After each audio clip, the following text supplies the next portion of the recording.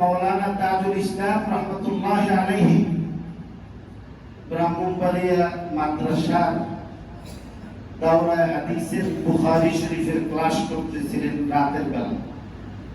দাওরার জমাতে রাত বেরাত ক্লাস হয়। যে মাদ্রাসাগুলির মধ্যে দাওরার জমাত আছে, তাকবীরুল হাদিসের যে জমাত আছে, গিয়া দেখবেন এই ছেলেরা ঘুমাইতে পারে। সারা পৃথিবীর মানুষ ঘুমাইছে, তারা কালা রাসূলুল্লাহ সাল্লাল্লাহু আলাইহি ওয়াসাল্লাম করতেছে। কখনো কখনো ফজরের আযান হয় বছরের শেষের দিক থেকে, ফজরের আযান, আবার ঘুমায় অল্প একটু ঘুমায়, আবার ক্লাস আরম্ভ হয়েছে। এত বড় সিলেবাস, নেশাও এত বড়। ফজর বাঙ্গাল ক্লাস করতেছেন জামিয়া ইউনুসিয়ার মসজিদের দক্ষিণ পাশে আলাদা একটা স্টুল রুমের মধ্যে এমন দেওয়াল ছিল, আবার মাঝখানে খোলাও ছিল। তো হুজুরে ক্লাস করতেছেন, ইতিমধ্যে একজন ব্যক্তি আধা কাঁচা আধা পাতলা চুল নিয়ে, উস্কু এলোমেলো চুল, শরীরের কোনো হাল নাই, ছাত্রদের পেছনে এসে দাঁড়ালেন আর হুজুরের দিকে তাকাইলেন। হুজুরও তার দিকে তাকায় সাথে সাথে উঠে গেল, সবক থেকে উঠে গেলেন, আর ওই ব্যক্তি সাথে সাথে শুয়ে পড়লেন ওইখানে ছাত্রদের পেছনে। আমাদের ঢাকার মানুষ তো ফখরে বাঙ্গালকে চিনবে না।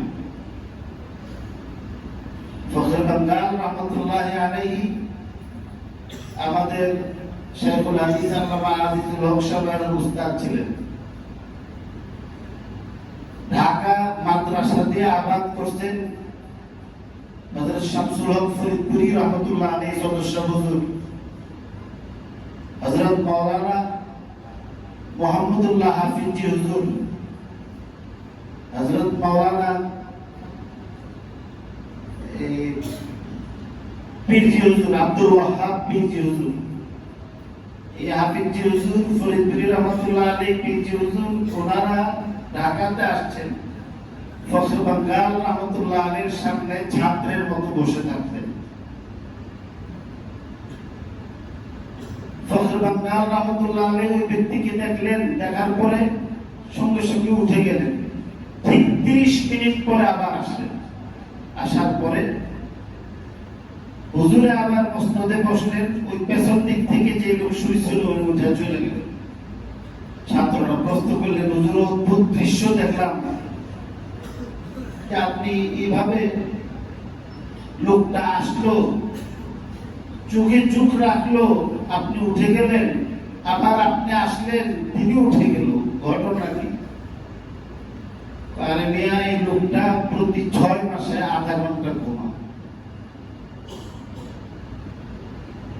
6 মাসে আধা ঘন্টা ঘুমায়, বাকি সময় আল্লাহ রাখে।